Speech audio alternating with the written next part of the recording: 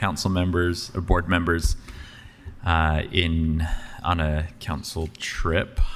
But today is November 12th. This is our Redevelopment Agency board meeting. Our meetings are public and you're welcome to join us in person, on Zoom, or by watching from the City Council's agenda page, Facebook, YouTube, or SLC TV. We hope you'll continue to join us in whichever manner you feel most comfortable. We begin our meeting with comments to the board. I'd like to remind you that written comments may be submitted to the RDA offices via mail to P.O. Box 145476, Salt Lake City, Utah 84114, or emailing council.comments@slc.gov, or by calling our 24-hour phone line 801-535-7654. Thank you for joining us.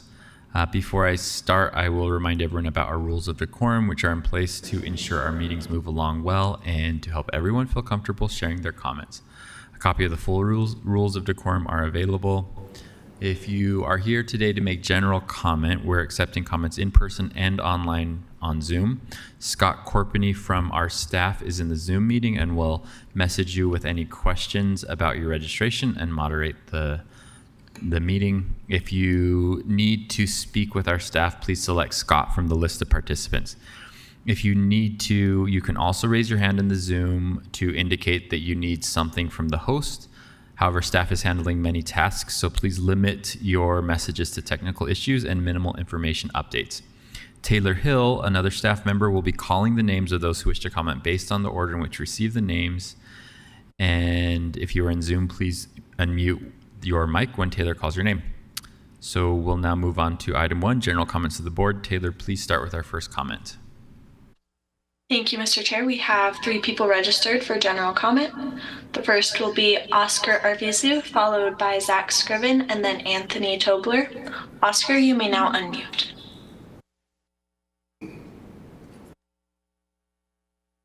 Whoops. Hi, can you hear me? Yes. Okay, thanks. Hi, my name's Oscar Arvizu, and I've been a Salt Lake City resident for over 25 years.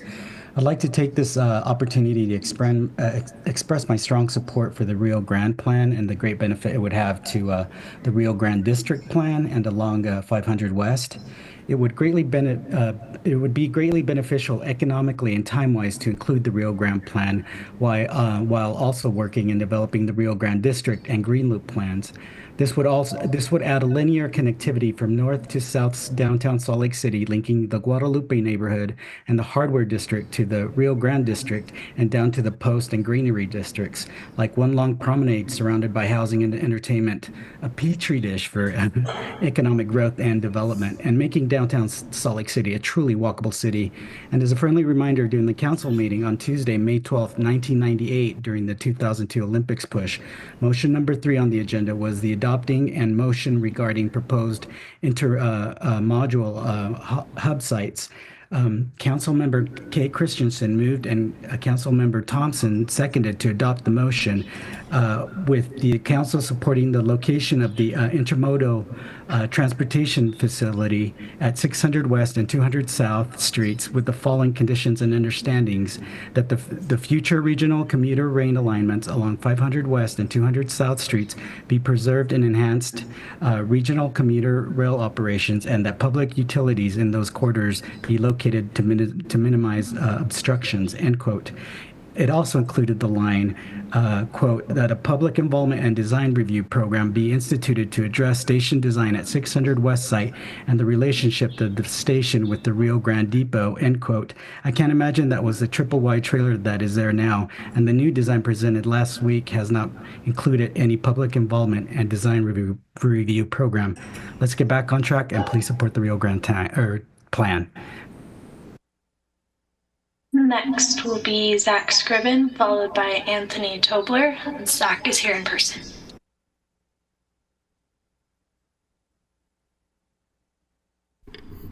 Hello. Hey, board. All right, so I'm Zach Scriven. I live here in downtown Salt Lake City. I'm super excited that we're talking about the Rio Grande plan today. Like, it's not just me. There was over 1,000 people who have signed our petition to support the Rio Grande plan. And I'm also a member of the community via Rio Grande. Over 200 people in the Discord server And we really are pushing this plan forward.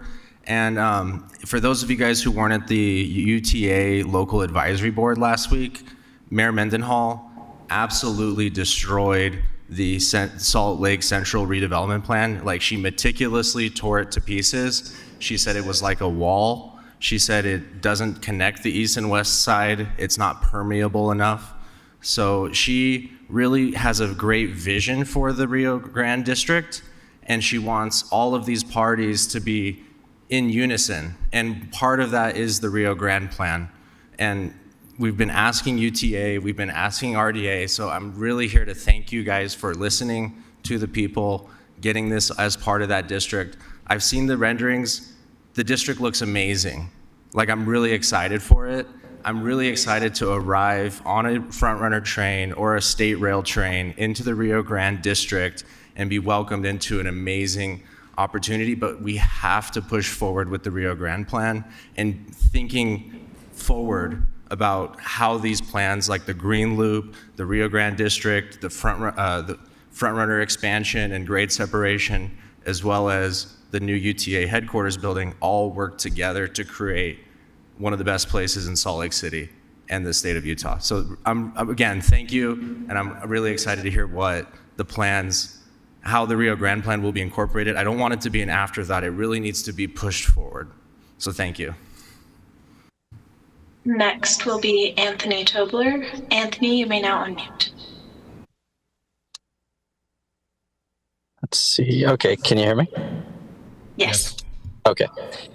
Yeah, I too just want to thank you guys. I see also in the agenda you have the Citizen Proposed Rio Grande Plan on the agenda today, so thank you for that. For me, I'm sure you guys know that as part of the district plan, two huge problems you have is that you're cut off from the rest of the city on both sides. One side by the dirty rail yards and the other side by an unused Rio Grande depot. So I also just want to ask that you implement the Citizen Proposed Rio Grande Plan to the Rio Grande District Plan, because it would, turn both of the main problems currently into assets. So, you'd have an activated Rio Grande, city central, regional central transportation hub on one side, and then you'd have 50 to 75 acres of land open for redevelopment on the other side. So it would really, like I said, it would turn both of the main problems of the current Rio Grande district into assets for it. So thanks again, and just wanted to show my support for that. Thanks. That was the final registered commenter. Thank you. Is there anyone here in person that would like to comment? All right, we will close general comment period, move on to section B of our agenda. Section B is our public hearings. We have one on the agenda today. Item B1, a resolution for RDA budget amendment number 1 for fiscal year 2024 through 25. The same rules of decorum apply. Before we begin taking comments, we'll have Ben Ludke, Council Staff Policy Analyst, give us a short introduction. Hi, Ben. Thanks for being here.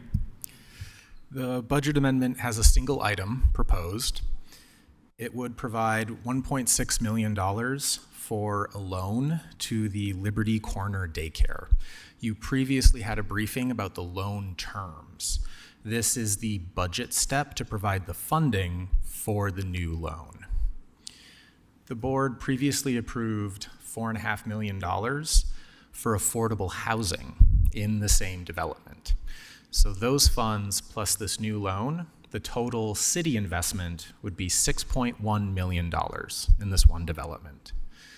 The funding for the daycare allows a larger daycare to be built. It would go from 5,000 to 8,000 square feet, and the capacity would increase from 100 to 160 children in the daycare. There is currently $500,000 in the State Street revolving commercial loan fund. That, of course, is not enough funding for this $1.6 million loan. The budget amendment would transfer $1.2 million that is in a holding account in State Street to be available in the State Street Commercial Assistance Revolving Loan Fund. That's what makes the funding available for the new $1.6 million loan. There'd still be a little money left, $139,000 for future commercial assistance loans. All of these funds are limited to the State Street project area, so they can only be used within those geographic boundaries. There is a follow-up briefing after the public hearing if you have any additional questions or discussion, and you have the option in a motion sheet to consider voting on the item as well. Thank you. Thank you, Ben. And board members, just so everyone's aware and the public, this is the same item as item number 2 on our redevelopment agency business. So we'll hear the public hearing now, and then when we move into the next section, we'll consider adoption. So Taylor, if you could, it's the same thing as before. Taylor, we'll call out the names. Taylor, please start with our first public comment on this item. Thank you, Mr. Chair. We do not have anyone registered to speak to this item. Great. Is anyone here in person that wants to speak to this item? All right, seeing none, we'll close item B1 and move on to section C. C1 is approval of the minutes. Do we have to make a motion on the close of the public hearing? Oh, I move that the board close the public hearing. Second. I have a motion from board member Dugan and a second from board member Young. Any discussion? Seeing none, all those in favor say aye. Aye. Aye. Any opposed say nay. That passes unanimously. Thanks, board member Dugan. Section C, redevelopment agency business. Our first item is C1, approval of the minutes. I will look for a motion. Mr. Chair, I move that the board approves the meeting minutes of August 13th, 2024. Second. Motion from board member Dugan, second from board member Young. Any discussion? Seeing none, all those in favor say aye. Aye. Aye. Any opposed, nay. That passes unanimously. Item C2 is the resolution for the same budget amendment number 1. And are we just going straight into a motion, or do we need discussion first?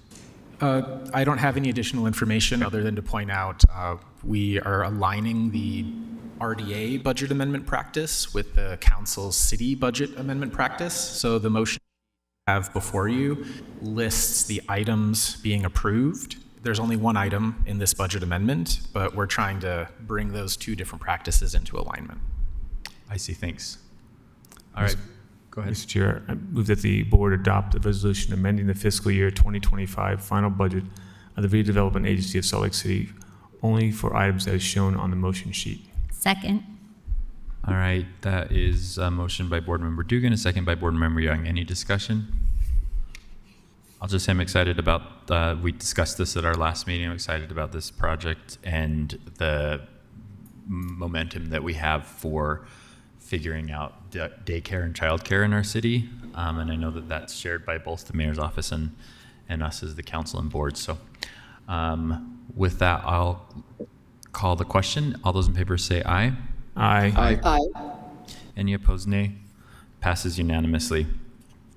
Item C3 is an informational briefing on 1410 West Indiana Avenue, Tier 1 Predisposition Property Report. Austin Taylor and Brone Sebright from the RDA will be here to give us the information. Thank you, board members. We have one slide. If we could pull that up, please.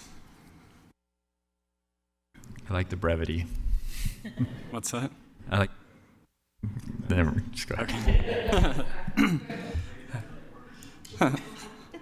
Okay, we're here just to present information only. This is a report that the RDA is required to do before we dispose of properties that are labeled or classified as Tier 1 properties.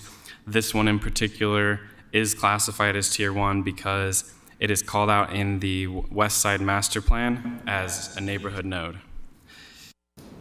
So this is 1410 West Indiana Avenue. It is a piece of land that the city transferred to the RDA earlier this year. It is a little bit over a half an acre in size. It's zoned RMU 35, which is mixed use with a 35-foot height limit. The value is $50 per square foot, about $1.25 million. And The RDA currently has an RFP on this that is in the final stages of drafting. In the RFP, we're envisioning to sell it or ground lease it primarily for retail development, possibly with housing along with that retail. And that retail is a non-negotiable because there is a restrictive covenant on the land requiring, quote, commercial use on the ground floor of all principal buildings. So our goal is to get this RFP out by December 1st. We're pushing really hard to get this RFP out, leave it open for a couple months, and move along from there. Is there anything you would add, Brown? Yeah, the only other thing I would add is that we did quite a bit of community outreach as part of this process. We released a survey, both in English and Spanish, got over 400 responses to that. We presented to the Poplar Grove and Glendale community councils, got lots of great feedback on the type of retail they'd like to see, and all of that is going to be specified in the RFP as our preferences. Great. Board members, any questions on that? Board member Dugan? Yeah, you mentioned sell or lease, and does that RDA's decision, or is that the board decision on whether to sell or lease? I don't know that specifically. Because I'm just thinking of the.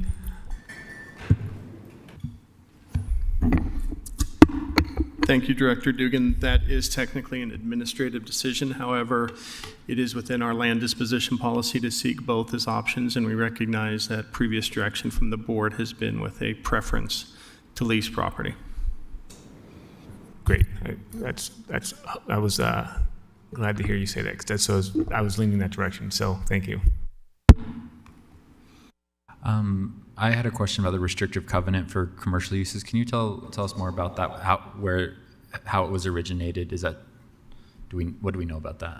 I mean, I'm supportive of that. I think that area needs commercial uses and retail. That predates our involvement in the property. That was actually placed on it when the property was owned by the city. I don't know if that was a function of buying the property, but when we received the property from the city, we obviously took it subject to that restriction, and so we're seeing that through. Great. I mean, I do think that this property is a perfect spot for commercial in an area that doesn't have a lot of retail or commercial amenities. So I think that's great. I actually, before I was a council member, I think I taught a course that I had a group of students look at this property and design what it should be. So it's kind of nostalgic to look at this and see it finally going out on market, but excited to see what might happen there. Board members, any other questions? Any questions from the board members that represent the West Side? Mr. Chair? Yeah, Board Member Pui. Board Chair Pui.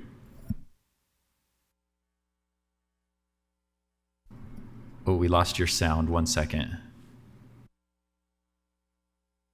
You were there for just a second. Do you want to mute and unmute again? Can you hear me? Yes.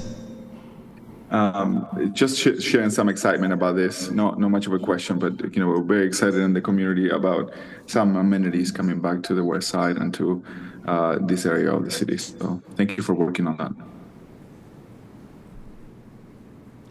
Great. Any other questions or comments? Cool.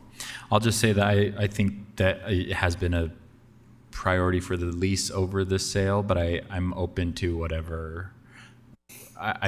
I wouldn't want to restrict the responses by saying it must be that way, but that's just my comment. Okay. Let's move on to item number 4. C4 is a resolution for the Sugar House S-Line parcels property disposition to the Utah Transit Authority. Tracy Tran and Jim Sarine are going to present this item.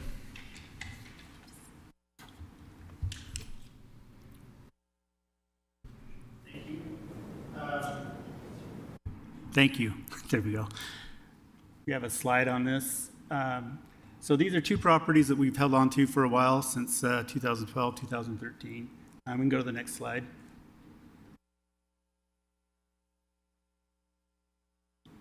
Maybe, there we go. This just kind of lays out what we want to do with them. They were purchased to help build the S-Line back in 2012, 2013, and they hold UTA equipment on both of those. They're kind of, it's property that's undevelopable for the RDA. And we propose that we can transfer the ownership to the UTA. Next slide. So the two properties in question are there next to the S line. If you can orient yourself, there's Fairmont Park and the S line that goes along that little strip of Sugarmont. So close to 900 East, there's that little property, and then closer to Highland or across from Fairmont Park stop. So next slide. This just shows that 900 East portion, and it's a little strip of land right behind the stop for the train, and it's mostly landscaped. It has some art. We can go to the next slide. I thought it was a seagull, but maybe it's a duck behind there. That's some public art, and those other buildings are on our property as well, but they belong to the UTA as part of the operations of the line. So next slide. This, if you look in the little area surrounded by green, there's a brick building there that holds equipment for the UTA, for the S-Line operation, and there's a few other little pieces of equipment in there. I just wanted to focus on how it's a landlocked piece of property that is full of UTA equipment. Next slide. And the large picture there with the parking lots just showing that it is indeed landlocked. They have an agreement with that veterinary clinic right there to go across their parking lot to be able to get into that space. Anyway, that's just some pictures. Next slide. So again, we just wanted to transfer both of those properties to UTA as we can't really do anything with them. So it would be considered an exclusive negotiation with UTA because it's for a public use. And we do need approval from the board because we want to just transfer it to UTA. Is there any questions? Board members, why do we own these in the first place if they seem so specific to UTA uses? Yeah, I know that the RDA helped procure some of the property for the S-Line, and I think these are just kind of leftover parcels that didn't get moved over at that time. Got it. Okay, because it was in the city's interest to have the S-Line come in, and we helped. Yes. I'll go even a step further. If it was not for the pushing of RDA staff at the time, I don't think we would have an S-Line, period. Got it. Okay, So. great. Thank you. Well, great for whoever was here at the RDA at that time. Yeah, Board Member Young. So a related question, not specific to these two properties, but also outlined on the map. As we move forward with the efforts to extend the S-Line and the demolishment of like the existing buildings that's on the Highland Drive property, if there are community members who are interested in the art that is not directly on the facade of the building, but it's attached to, how is that a Salt Lake Arts project? Is that an RDA question? I'm just wondering if there's a place to direct those questions.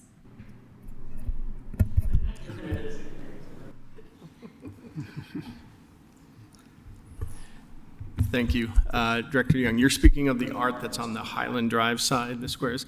So that was an RDA Art for Hope project during COVID, so we do own that, and we are able and willing to do a next step with that art if there's community in.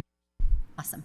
Everyone is very excited about this extension and being able to appropriate the other parcels to be able to support the UTA and their administration of that track, fully support, but also wanted to take my opportunity to ask about if there's an opportunity to salvage some of that to repurpose it in the community.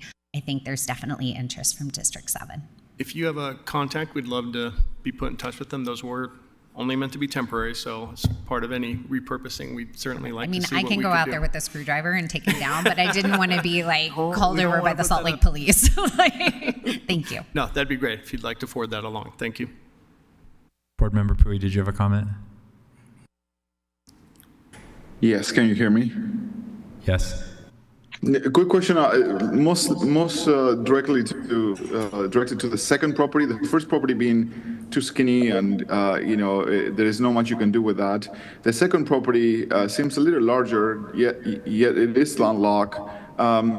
Is there a monetary value on to that land, and what is the benefits for us to give this land to UTA, and could it be for even for some small amount? Could it be paid by UTA to us? So I'm trying to figure out what is the reason why we are doing that, giving them that larger property. Again, it seems like they are the only users of it, so I sort of understand a little bit of what you're trying to accomplish here, but maybe you can help me understand this a little better. So both properties together were under 1/10 of an acre. So I think the larger one there is 0.6 or 0.06 of an acre. Really, we tried to have UTA buy these properties once before, and they just weren't interested, and it's because it doesn't help them at all to own them. We have interest in having the S-line running, and we did discuss with them we could have a right of reverter.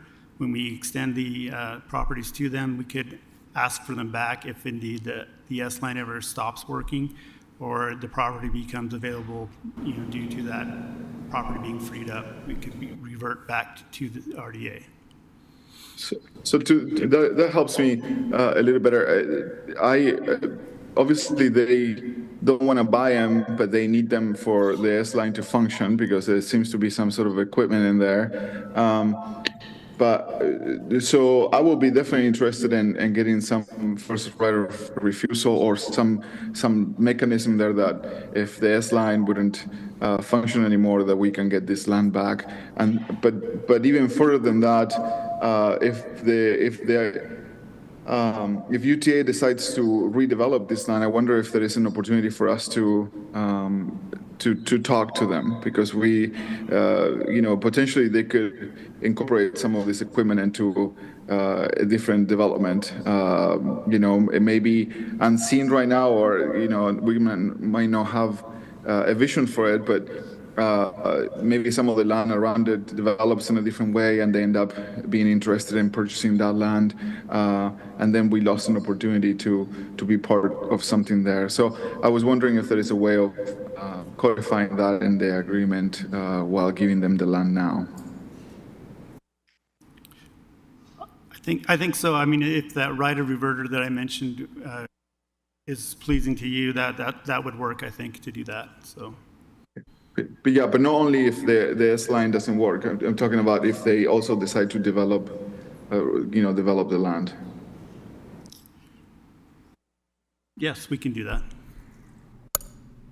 So I think the RDA staff is looking for a motion today. I'm not sure if, are we clear on what Board Member Pui's, what's your proposal for how to amend the motion, or? Yes, we'd be looking for a motion, and we can certainly incorporate Chairperson Pui's comments in that motion and direction to staff to incorporate a right of reverter in any disposition documents. So first, right of refusal, is that what we're? Right of reverter. So if if they stop using the property for the purpose that they're using it right now, then it would revert back to the RDA. Okay. So board members, any questions on that? I'm fine with that. It seems so. If we're transferring the parcels to UTA for the use that they're currently already using it for, which is the operations of the S-line. If for some reason they don't continue to use it for that same purpose, it would revert back to the Yes. Right of reverse? Right of reverter. Reverter. So there is a resolution in the packet. Obviously, this language can be added to that approval. All right. I guess, are we ready for, is anyone ready to make a motion? Sure. So I move that the board adopt a resolution authorizing the disposition of the property to the Utah Transit Authority for $0 with the right of reverter. Period. Is that good enough? Okay, thanks. So I have a second. Okay. Motion from Board Member Dugan, second from Board Member Wharton. Any discussion to this motion? All right. All those in favor say aye. Aye. Aye. Any opposed, nay. Passes unanimously. All right, we're on item number 5. C5 is Rio Grande District Vision and Implementation Plan. Danny Walls, Kara Lindsley, and Ashley Ogden will be presenting this item for us.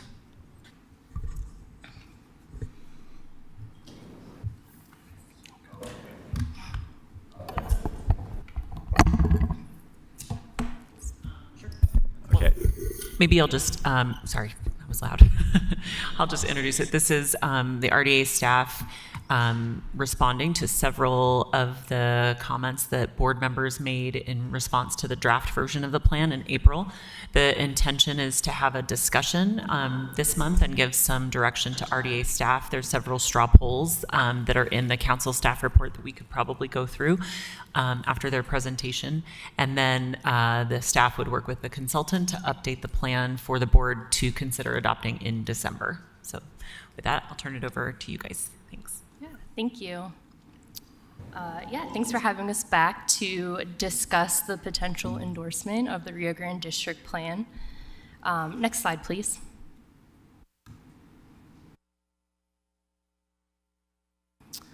So I thought it might be good to provide some context for this discussion if we started with a quick update on some of the Rio Grande related items that our team has been working on. I've been working with Kate and Marcus on the Salt Lake Central HTRZ application. We anticipate submitting that to the state today or tomorrow, just gathering a few final volunteers to serve on our committee. So if approved, that could be a potential source of funds for the public improvements plan for the district and also support the inclusion of affordable housing and other public benefits in the HTRZ area. Wayne has been compiling a petition to amend the downtown master plan and zoning map to allow for taller building heights that the district plan calls for. We anticipate submitting that in the next week or so. Our primary goal is to increase possible building heights with a request to rezone select parcels in the district from GMU to D4. We realized that it would be prudent to also request to amend the downtown master plan because it highlights this project in a very specific way, and the content is now a bit dated. We've also engaged a design team to develop what will become the construction drawings for the public improvements. So that includes the upgraded utilities, the streetscapes, and the public open spaces. Some of our new streets are planned to run through land that we don't own. So we've been meeting with adjacent property owners to get their final blessing to incorporate their land into the design. We'll also schedule a few check-in meetings with neighborhood stakeholders who have expressed interest. And Wayne has assembled a collaboration team of many city departments who will review the design as it is developed and generally advise on the project. And I think there's an invite floating out there for a board member to participate on that team. We'd love to have you, anyone who's interested. So Marcus and Kara have been modeling various funding and financing scenarios for design and construction of public improvements, as well as their long-term maintenance and operation. And that's something we'd love to meet with you about soon. We're still exploring options for the development of the shared parking structure on the South Block, and that will largely boil down to funding capability. And then finally, we do have our eye on offering multiple sites for development early next year, which Christina will discuss with you all in a little bit. It's the next item. So any questions on any of those updates? No? Okay. Board members, any questions? It does not look like it. Okay. Next slide, There's please. a lot of updates real fast. So Yeah, I think sorry. I pop in. There's a list. Hopefully that'll be helpful. So the intent of this item today is to review the proposed revisions to the Rio Grande District Plan in response to feedback we received from the board at the April meeting, which I hope is captured accurately in the memo and on this slide. And we can come back to this slide, but I wanted to quickly outline our understanding of the next steps for this item. So next slide, please. So with clarity on how to adjust the draft plan, we will incorporate the necessary edits into a final document and retransmit it for potential endorsement at the December board meeting. And then we also recommend, scheduling meetings to discuss our strategy for district funding or financing of the infrastructure, just to make sure that we're keeping in line with everyone's expectations as we move that forward. So maybe we can go back a slide and get into the feedback and staff proposals for addressing them. And I'm not sure how you wanted to have this conversation. Do we have proposed responses or resolutions to some of these concerns from RDA staff? Yes. That we need to go through? Okay. And maybe, just throwing it out there, maybe the fastest way to do it is I could go through and the council could straw poll the responses, the ones that need straw polls. Some of them are just informational updates, if you're okay with that. If RDA staff's okay with that. That works for me. Does that work for board members and staff? Okay. Let's do that. So we can take the slide down, I think, so that just everyone can see. The first item is that the board would like to take legislative action on the plan. When it was first transmitted, there was a little bit of uncertainty of if it was a legislative plan or if it was more of an administrative document, and I think we're working through that with the city attorney on multiple planning documents.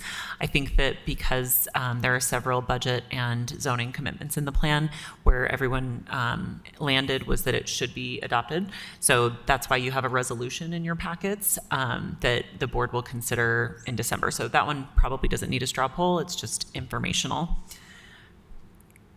The next item is to add content to the plan that speaks to the opportunity of burying the rails that run adjacent to the district. Rio Grande plan. We like to laugh that there are two Rio Grande plans, one developed internally and one that was driven by constituents. And so the board, the staff has proposed the language that's on that staff report. Let's see, actually, maybe Scott, if you want to pull up page 2 of the staff report, then everyone can look at that language. Sorry to put you on the spot for that, but I can read it really quick. The Rio Grande plan was developed by 2 advocates, a local engineer and urban designer. The vision suggests relocation of freight and front-runner trails into an underground trench to open up over 100 acres for development, restore the use of a historic train station, and solve train-related east-west barriers to mobility. In February 2023, Salt Lake City was awarded nearly $2 million from the U.S. Department of Transportation to study solutions for eliminating barriers caused by transportation infrastructure, and the train box concept is one option being studied. So the staff proposal is to add that to Chapter 4, which is the mobility network section of the plan, and I don't know if the council wants to straw poll that, or board member Young has a question. Go ahead. So by adding that as a point of reference, what does that do? I mean, plans are not legally binding documents. They're aspirational in nature. I think maybe the best way to describe it is that it preserves options. It preserves that as a policy goal. I think it also continues the conversation. I don't think the train box would necessarily be precluded if it was not included in this plan, but I think it kind of furthers that topic. Okay, and maybe I just need to go back and review like how that fits into the grander language of Chapter 4, because I mean, obviously, I think there's certainly interest from other council members related to finding solutions in this area, and I appreciate the insight that we're not trying to lock ourselves into one solution exclusively, but I do want to make sure that it's not like there's another plan, but that reference doesn't tie to some sort of actionable goal related to addressing these issues. And I think that's why I appreciate the language suggested by RDA staff. Because the plan for the train box was not a city plan, it would be unusual for us to just reference it like a classic planning document would cross-reference each other. And so this I think talks about it as one of the options that is under review.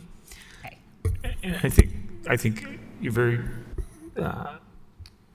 good point there, because part of this, how does this equate or relate to the actual Rio Grande vision? And I think part of the idea was that there is some discussion on eliminating the barriers caused by transportation infrastructure. And this is in that heart of that transportation infrastructure area. So we do not want to go with blinders on this area and not realize the impact it could have across the city for that east-west connection. And that's what this study is. And that it encompasses the area just west of the train station and east of the central station, but along that whole corridor. And I think that's part of it, is like, hey, we need to make sure that we don't have our blinders on and we're not boxing out potential for a lot more development by just focusing on these couple blocks. So with that language or without that language, does the current disposition strategy for Rio Grande, like the train box, how am I going to ask this? Could the train box happen in the public right of way, regardless of what we're looking at redeveloping through the RDA? Yeah, the planned development only goes up to the property line, up to the right-of-way line. I guess the only unknown is if the future train box did encroach on private property or needed to encroach into private property.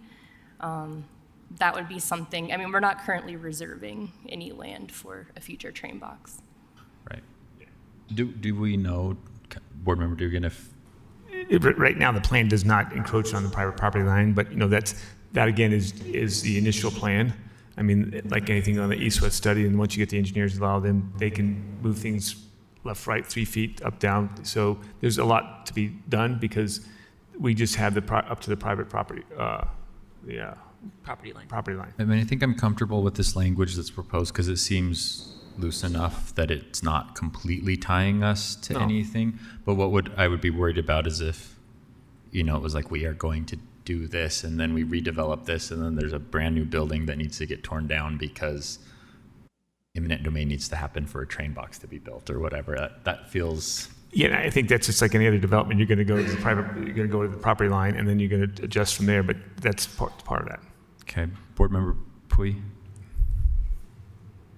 I think the language accomplishes, giving a voice to the citizen-led initiative, and I think that's what many in the community are asking for.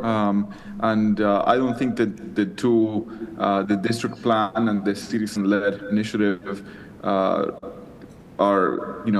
I think that they could happen together.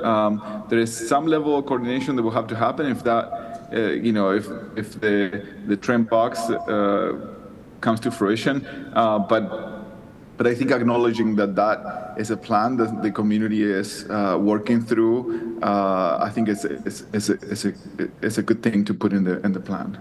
So I'm comfortable with the language as shown right now. Board member Petro. So just to clarify, in the meetings I've had with advocates for the Rio Grande plan, I'm not anywhere close to being comfortable with committing to a specific geography. I know that the constituent-led plan in its purest form advocates for moving the rail lines to reactivate the historic building, which has been identified as a problem that would require eminent domain. So I just want to confirm and do my due diligence that we're not in any way committing ourselves to a geography, but just conceptually to the implementation. I love the concept, but I'm not willing to commit. Am I correct that we're not committing to?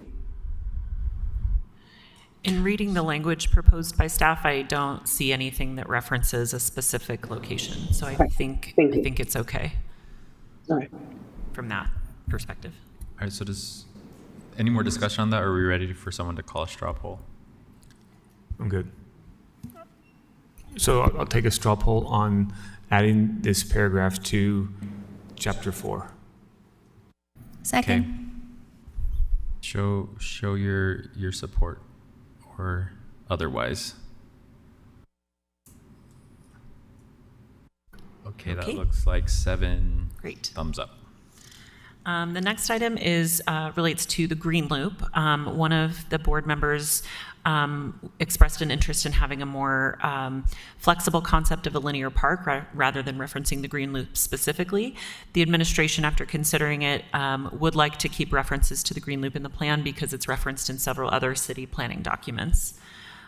There is an opportunity to add language to the resolution that adopts the plan to clarify that just because a project is included in the master plan is, kind of a subject to funding availability kinds of language. So I don't know if the council, I think it was board member Petro that suggested this. And so board member Petro, I don't know if you want to speak to it.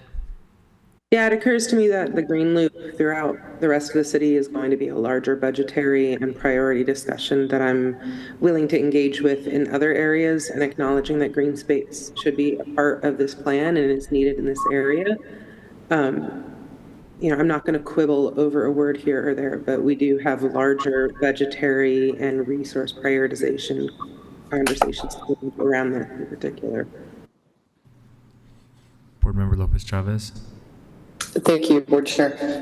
Procedurally, again, I'm not going to define for my colleagues what we include or not in these master plans, but I think procedurally, with Green Loop being as an arduous and gargantuan project in Uplift, overseeing multiple departments, I'd be curious to gather support to exclude that specificity in this specific project, as not to erode it and to keep its concept more apparent for the public, and to mention Green Loop to keep it in its own subset of project planning. That's my take on it. Sorry, could you clarify, what are you proposing a change? Yes, It sounded like Board Chair Petro was more interested in keeping language around linear park. I mean, I think the change could be just eliminating mention of Green Loop and keeping it more specific to its own project base. That to me is helpful. I think it's helpful to the public and what we're trying to achieve here. Okay, so let me just, in our previous meeting, we asked if it's possible to remove that. Administration said they'd like to keep it, and there's still some interest in removing it. Correct. And I think where we as staff just need a straw poll, because I think there were several other board members who wanted to keep it. And so we just need to know where a majority of the board is. Can I ask this question? Does removing it somehow erode the Green Loop from any other project plan? Nope. Right, so that's what I'm trying to say here, is that there's no need to include it in this plan, in my opinion. We can allocate other plans around Green Loop itself. I think that's something I'm interested in. I'd rather see Green Loop conceptualized on its own plan. I'd rather keep this separate. Okay, Board Member Young. So I appreciate that there's different opinions on the approach. I will say, I think what taking it completely out brings up for me is that we just chose to bring in the Rio Grande plan that was a part of more of like a citizens initiative. And so then completely removing like a citywide effort, it just seems like we're not being consistent in our approach there. And so I think that's why I'm supportive of the role clarity language that was proposed in the staff report and adding some of those components in. But as far as like removing it completely, it just strikes me as a different approach to what we just approved. Yeah, I can respect that, Councilmember Young. I think for me, we are enmeshing different plans. And as I meet with constituents, especially in regards to the Rio Grande plan and the citizen-led initiative, there's an affinity to keep that project isolated in language. So procedurally for me, I'd like to keep it separate. We just heard from staff, it does not erode the Green Loop in any way, means or form. So I'm going to vote in favor of separation. Thank you. Jennifer, Mr. Chair, may I ask for the language again so I can read it? Yeah, Scott, can we bring up the language again? Yeah, and there's no language that the administration has necessarily proposed, I think, because they're proposing not to change the language. What some board members were asking for is a linear park. So we would have to work with the administration. If a majority of the council supports it, we would have to work with the administration on, taking out references to the green loop and substituting it with a more general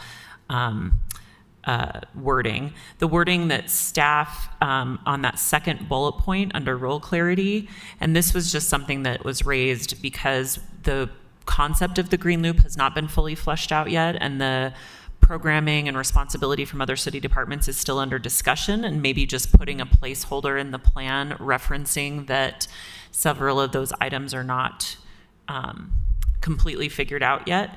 That was just an idea we had to maybe recognize that we're in a little bit of a limbo period while the project itself is being fleshed out. And Board Member Lopez Chavez, I think one thing that to your point of it absolutely does not preclude continued city support for projects or plans, but these vision plans really are the appropriate place for several other, like if there are projects that we know about that are in other plans, usually they would appear in these kinds of plans. So the very purpose of the plan is to layer all of the different conversations that are happening about different projects to make sure that they're all consistent and kind of thought of holistically. So I totally understand what you're saying about the pros and cons of having separate conversations, but really the master planning exercise is the time when that holistic layering of projects happens. Yeah, thanks, Jennifer. So sorry. No, I was going to just go to you, and then Blake Thomas has joined us at the table. Thank you. I'll just mention quickly. Thanks, Jennifer. Yes, again, we added a contingency in helping the design of Green Loop in a prior meeting as well. So I'd like to see some of this language surrounding public safety mitigation and some of the language in terms of the design of Green Loop before we mention it in these documents. So I'm malleable to other language, but I want to support this change, and that's helpful for me, but I just want to support that change. All right, Blake, downtown development, whatever. What is your title? Thank you for letting me into an RDA board meeting, so I'll address you as the board. Blake Thomas, I'm the senior advisor on real estate and capital projects for the mayor. I guess thank you for the privilege to speak for a moment. I would strongly encourage and recommend keeping the Green Loop nomenclature in the Rio District Plan. As it relates to that project, well, more is to be fleshed out. As you know, the Green Loop is a linear park concept. The Rio Grande Plan and the HTRZ that was submitted for today contemplates infrastructure funding within a geographic boundary that includes that portion of Fifth West. And as you know, I thought the RDA or the staff report wisely reported, whether it's Connect SLC or the Downtown Master Plan, the one that I'll also add is Reimagine Nature, all allude specifically to the Green Loop. So as it relates, whether it's HTRC or federal RAISE grants, I think there's a value in keeping the consistent nomenclature of the Green Loop, which represents that Fifth West corridor in addition to 9th South, 2nd East, and North Temple. I wouldn't want to get ourselves in a position in which we're going after federal or philanthropic or other money, and we say the city's Green Loop is this corridor less these few blocks on Fifth West, because it's not considered the Green Loop. So that's the caution that I would have from removing that nomenclature that's adopted in other citywide plans.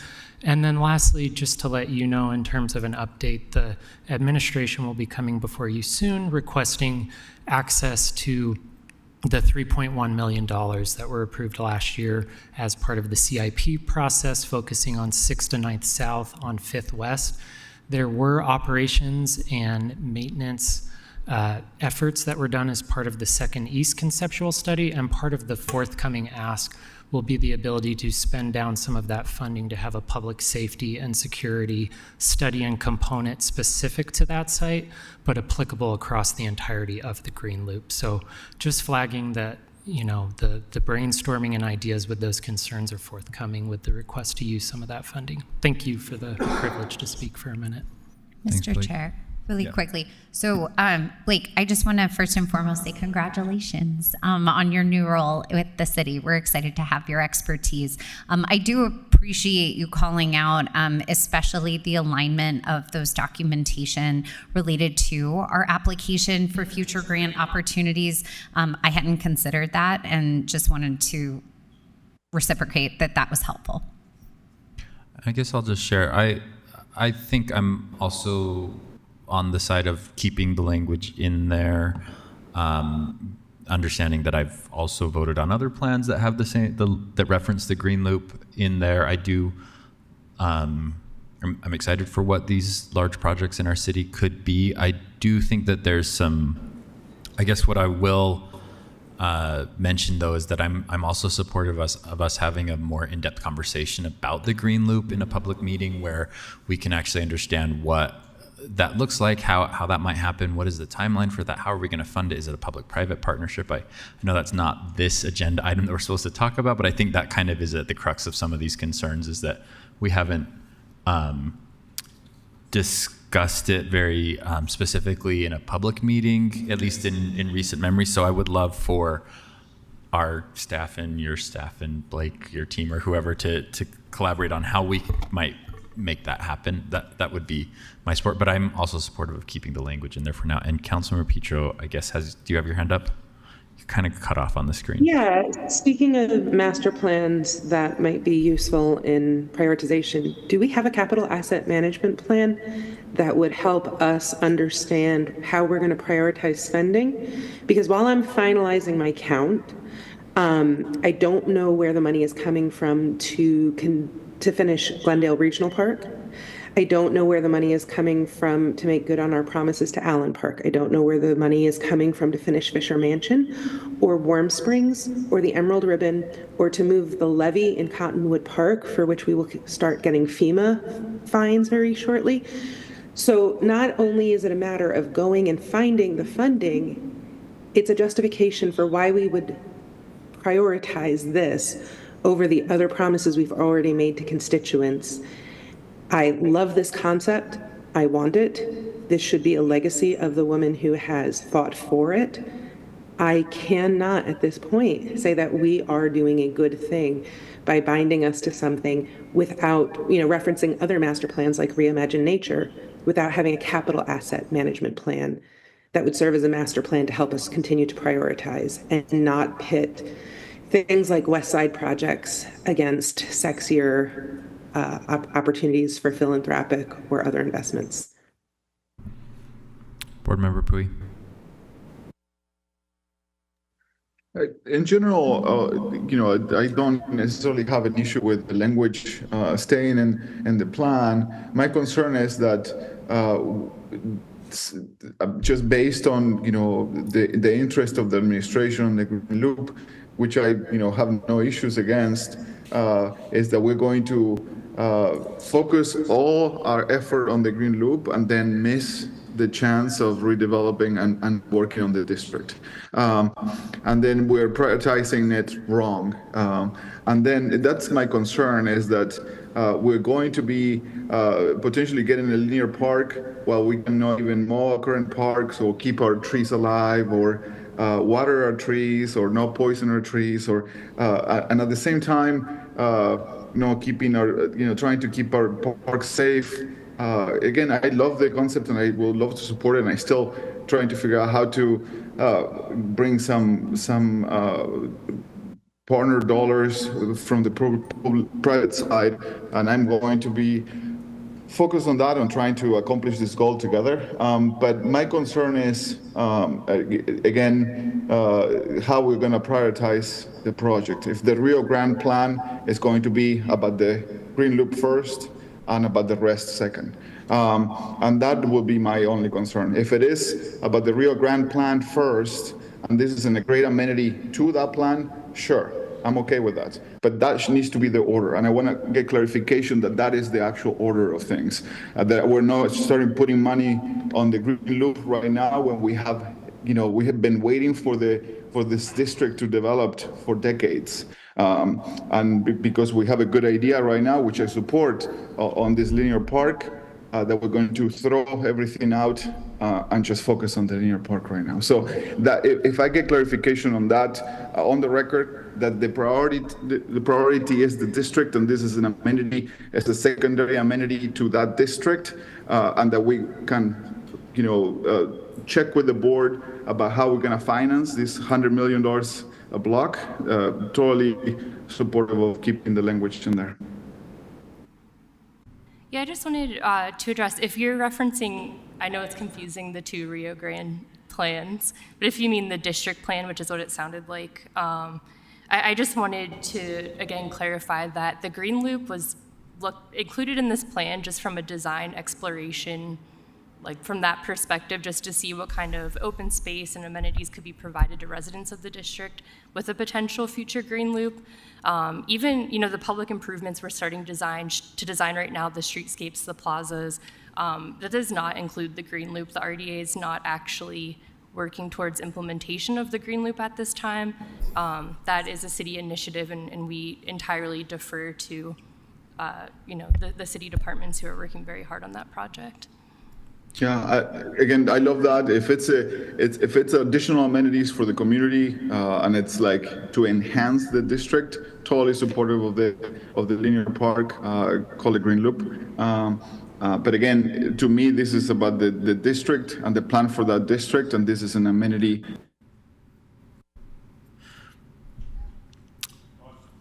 We lost you, but I think we got the gist of where you were going with the comment. Board members, is there more discussion, or are we ready to straw poll this?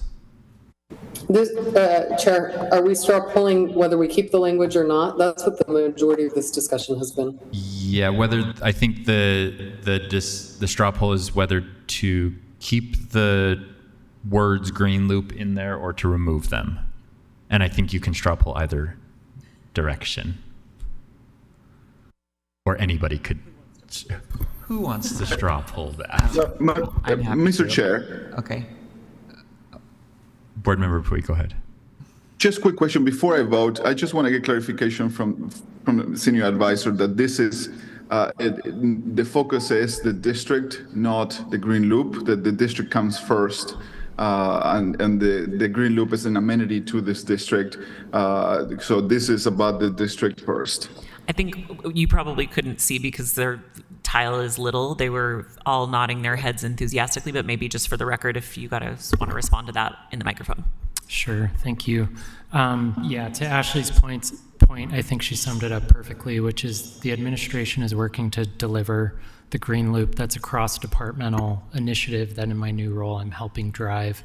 The RDA has the purview and focus on the district, with the green loop being a complementary amenity that the administration is working to finance and build out and get the peace of mind as it relates to public space management needed to move forward. Thank you. Okay.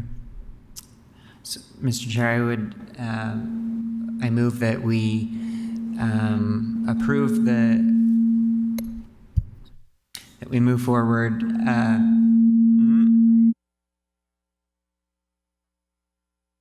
Okay. Hello? Okay.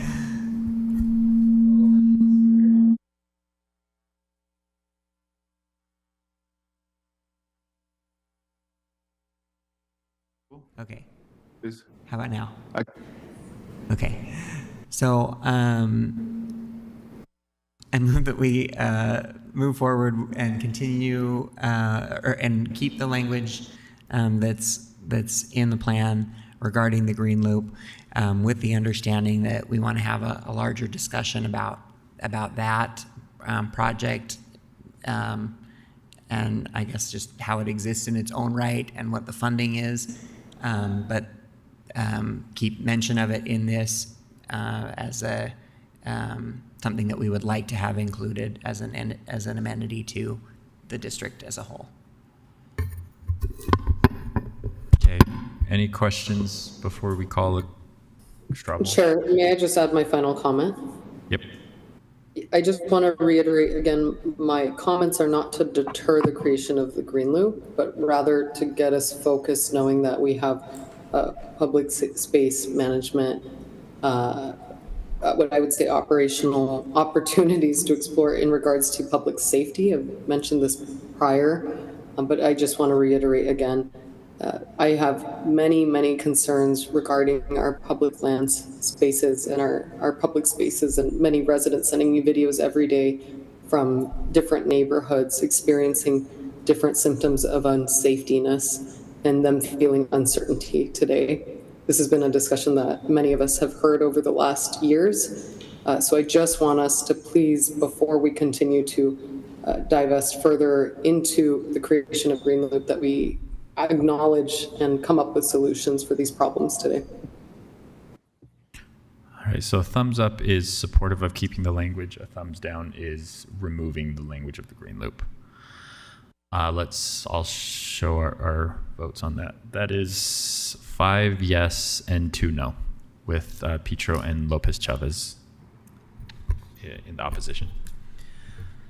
Okay, thank you. The next item is the understanding of the governance framework. And rather than edit the full section of Chapter 6, I think the administration's proposal is probably simpler. It just deletes that chapter completely. They also proposed adding language to the resolution that is adopting the plan, that the plan does not in any way replace or override the existing authority and discretion of the administration board. So kind of solidifying the understanding of our form of government within the resolution itself. There's a technical edit that our staff caught that Section 1 references Section 6, and so we may just want to, for consistency, follow up with that. So I didn't know if the board wanted to discuss that further or wanted to discuss further language that could be added to the resolution to kind of further emphasize, I keep saying further, to more clearly emphasize what the board's intent is. There's some language that was used in the Thriving in Place plan adoption that said the adoption of this plan serves to identify the goals and objectives, all of which are subject to future budget appropriations. That may also speak to the conversation that we just had about the Green Loop and prioritization of that. And so I don't know if the board wanted to discuss that further, or if you're okay with the administrations that we just remove Section 6 and move on. Okay. And yes. I don't know if I'm responding directly to what you're asking because I'm not sure I'm following it exactly. Here's what I am interested in. I am interested in a governance structure policy citywide, and I'm disinterested in creating redundancies with our already existing department heads. So I would like an analysis of the department city function to make sure that we have governance structures that reflect efficiently what we're capable of. I also am not interested in repeating any of the governance structures I've yet seen in the city. I do not think they rise to the 21st century aims that we have. Staff could absolutely work on language for an overall plan, for an overall policy that would cover, I would imagine it would cover both city master plans and board vision documents, codifying this concept of city departments should do the jobs that we already have them doing and not duplicating functions. I think that could exist separate from this plan, and so I don't know that this plan needs to be edited to include that, but it could be an overriding policy that could inform both city and board documents. The proposal to remove that would be in support of that same effort to have a larger discussion. Right. So you could take a straw poll on removing the section, and then you could take a straw poll on a separate policy. Sorry, I don't mean to suggest your straw polls, but in the interest of time. I'm supportive of that, if that's... and I'll just say, I don't know how many of you had this small group meeting about the Gallivan Center. Maybe that was just for... I was just given some information in a small group meeting, and that I feel like is related to this in terms of these special areas within our city and how we have, I don't want to use the word governance, but like have different administrative processes for that. And so I think that I think that's related to this, and I'm excited for that larger discussion to be able to discuss all of these things citywide. So I'm supportive of. So it sounds like maybe we're looking at 2 straw polls, one that would be supportive of the response to remove Section 6, and the other which would be to have a discussion about this issue citywide through all projects. Is anyone mind to make those? So like the first straw poll would be to delete this governance framework from this document as stated in the staff report. That's my first straw poll, and we'll just stop there. Okay. And then do the second straw poll. Any discussion to that straw poll? All right, let's call this straw poll first. So thumbs up is to remove Section 6. I think Board Member Lopez Chavez, did you? Great. That's 7 yes. And you have another straw poll. And the second straw poll was to have a further discussion on the government's framework and how that is written that for the whole citywide administration and legislative branches. All right. So the straw poll is to have a discussion in the near future about governance structures for basically citywide. rewrite that. Great. That's 7 yes. Okay, that's really helpful direction. Thank you. The next 2 items I think are more in the informational category. So in the April discussion, the board wanted to make sure that the RDA knew that they were totally empowered to keep moving forward, especially as it related to property disposition. So there actually is, your next agenda item is property disposition report for the district.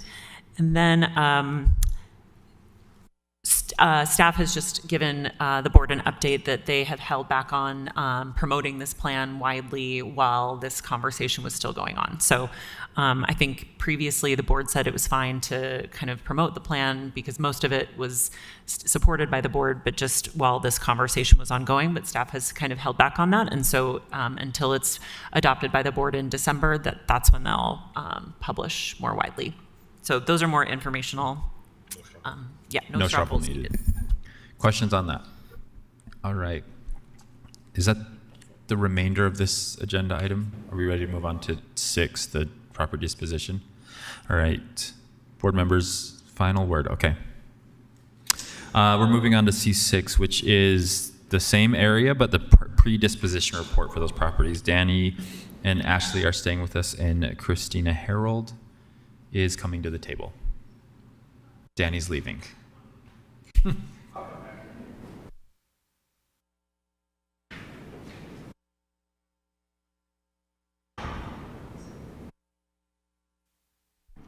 Okay. Hello, good afternoon. My name is Christina Harold. I'm a project manager with the RDA. Real close to the microphone. Real close. Okay, there we go. So I am here to provide a property predisposition report for multiple RDA-owned Tier 1 sites in the Rio Grande District. Next slide, please. So the image on the left shows the RDA's Rio Grande District property as it exists today. The offering will incorporate approximately 1.25 acres on the south block and 3.85 acres on the north block, which the district plan breaks into 3 separate development blocks, C, D, and E, as can be seen on the site plan on the right. We are planning to utilize a 2-step procurement process, which will start with a request for qualifications, an RFQ, and then a short list of developers for each site will be invited to respond to an RFP. All 3 sites will be offered simultaneously with the RFQ as a sort of menu of options, and developers may express interest in developing any of the sites, so they could propose on one or even all 3. The offering materials will indicate that this is a ground lease opportunity only. Next slide, please. So going more into specifics on each block, the property on Block C, which is in the south block of the district, is one parcel measuring 1.25 acres. It contains a historic structure that we call the Blue Warehouse, which we would like to see adaptively reused. And we don't prescribe a specific land use for the Blue Warehouse, but there is approximately 10,000 square feet of open floor space, which could be maintained as one large commercial space or broken up into smaller spaces. In addition to the adaptive reuse of the Blue Warehouse, the plan for this block also calls for a residential mixed-use project that is up to 150 feet in height. And we will require affordable units on this residential portion. We plan to be working with our housing team to determine appropriate thresholds and other requirements that support this year's housing funding priorities. The ground floor spaces on the new residential construction would fall within the parkfront zone and will generate a high level of activity with a mix of lobbies, retail, and entertainment that enlivens the adjacent street front. The purple areas on the site plan are designated for loading and services. Next slide, please. So the property on blocks D and E, which are on the north portion of the district, encompass 3.85 acres of raw land, but they will be subdivided into 2 development blocks and incorporate a new mid-block streets, which are Eccles Avenue and Pierpont Avenue running east to west, and Woodbine Court running north to south. Block D, which is to the north, will be a 1.65 acre development site with residential mixed-use structure that has a maximum height of 200 feet to support a smooth transition between the taller buildings in the district and to existing smaller scale buildings in 200 South. We also think that this site could be a good opportunity to promote residential wealth building or homeownership product. The 600 west frontage of Block D falls within our transit street zone, which calls for ground floor spaces that create a welcoming environment for transit patrons with neighborhood uses such as medical offices, daycares, or lobby areas. The ground floors on Eccles and Pierpont Avenues are within the neighborhood street zone, which will include residential frontages like individual stoops to foster a neighborhood feel. And lastly, Block E is a 1.3 acre development site, which is envisioned to include a range of commercial uses, including corporate headquarters, lab spaces, or creative office, with a maximum height of 260 feet. The ground floor areas on 600 West and 300 South is the festival retail zone, which will have the highest intensity of shops, cafes, and retail within the district. The frontage on Woodbine Court abuts the planned Arts Alley and is our makerspace zone with light industrial production or fabrication uses and studios for local artists and artisans. And I'll take this opportunity to note that all of the development will comply with applicable RDA policies, including the sustainable development and art policies. Next slide, please. This slide shows our ideal timeline. We're aiming to release the RFQ in early January after the holidays have passed, and responses will be due 1 month later. We will then make a short list of developers for each site and invite them to submit full proposals. We'll give respondents 60 to 90 days to create the proposals, and we'll select a developer for each site shortly thereafter. And that is the end of the predisposition report. Appreciate that. Yes. Any board member comments? Board member Dugan. Thanks for that presentation. To mention before we go too far, we do have a time certain thing at 3:30 on our council agenda. So we could, if we need to, we could pause, do that, and then come back to this discussion. Yes. But I don't think RDA staff would like us to for making them stay that long. But that's what we'll have to do if it goes too long. Just a quick comment. I love your the vision here, and I appreciate the clarity on that. I was this past week was at the UTA discussion, where the one commenter made about how the mayor was kind of poking holes at their plans for their building on the at the central station, and I just it'd probably be nice to kind of tell them what you're looking at doing, because I think their plan had some different concepts, or at least to me that they didn't seem to jive with each other. So it just out of courtesy, maybe tell them what you're looking at, so that they aren't building something that with an idea that something else is going to be looking at. They're going to be looking at something different. Yeah. So just a thought. Okay. Appreciate that. We've been in coordination with their TOC team as part of the HTRZ application, because their project, Salt Lake Central Redevelopment, is included in that application.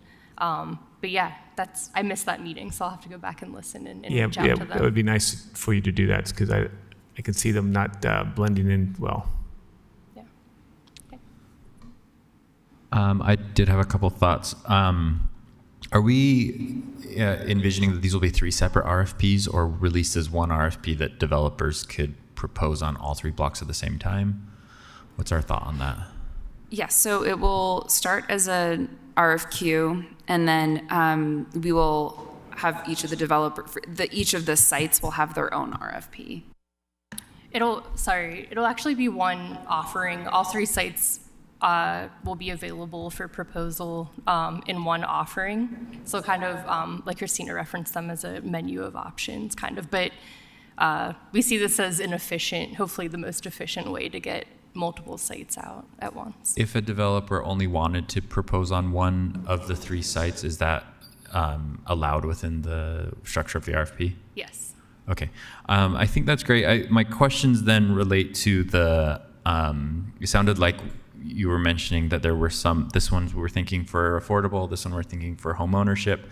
And I'm wondering if we want to be a little less prescriptive and a little bit looser and say, if there's a developer that's really interested in home ownership opportunities, but for some reason they're more interested in like the park front activation and they want to do that on that parcel, make it a little bit more flexible, saying overall we want home ownership and affordable housing. And I would add family-sized housing into that as well, personally, but like we want these 3 elements to be part of the mix and work with the real estate people or the housing people to figure out what the appropriate mix to ask for is, but leave it up to a little bit of flexibility for developers to say, well, actually, I think this parcel is more applicable for this type of use.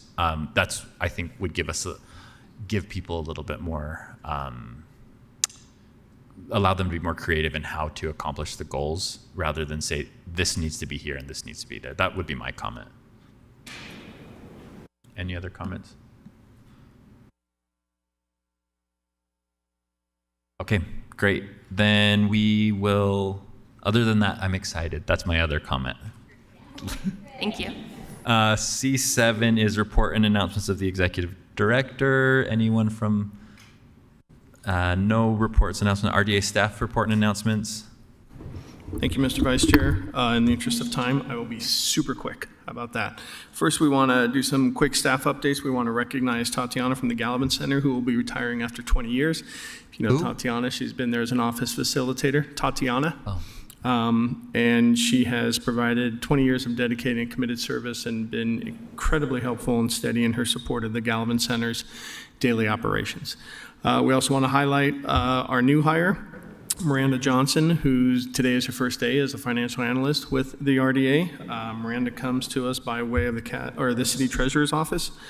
Prior to that, she was with Discover Financial and has experience in policy and procedure analyst. Also experience with loans, property management. So we're excited to have her on staff of what is becoming a growing list of tasks related to financial reporting, loan portfolio, our different housing funds, Gallivan, tax increment reimbursement. So she is just starting, and hopefully we haven't scared her away too much today. In addition, we want to thank Chairperson Pui for his remarks at the soft grand opening of the Asher Adams Hotel. If you have not been aware, that has opened recently, which renovated the historic Union Pacific Depot over in the Gateway. The RDA provided a $7 million loan that was integral in preserving the building's architecture and incorporating it as part of the hotel. Highly recommend you go over and see it. It's a really incredible project. And then lastly, wanted to inform the board that we have issued 2 notice of funding availabilities. The first is a $3.25 million NOFA for the Residential Wealth Building Pilot Program. These are the funds that you set aside as a board to support affordable home ownership and wealth building initiatives to low and moderate income families. We are encouraging nonprofits and developers to apply because this involves school district set aside, as well as the West Side Community Initiative. There is a request and focus on the West Side and family housing as part of those funds. Also is the $5 million Housing Development Loan Program NOFA that is available now to support the construction and renovation of new affordable housing projects. So both of these are currently open. Their deadline is December 16th. And we are, I think it's tomorrow, we're providing an information session for developers to apply. So we anticipate a healthy dose of interest in the $5 million NOFA, and we hope to get some good ideas for the 3.25 Wealth Building Initiative. Those are all of our updates, and that's 3:30. Great. All right.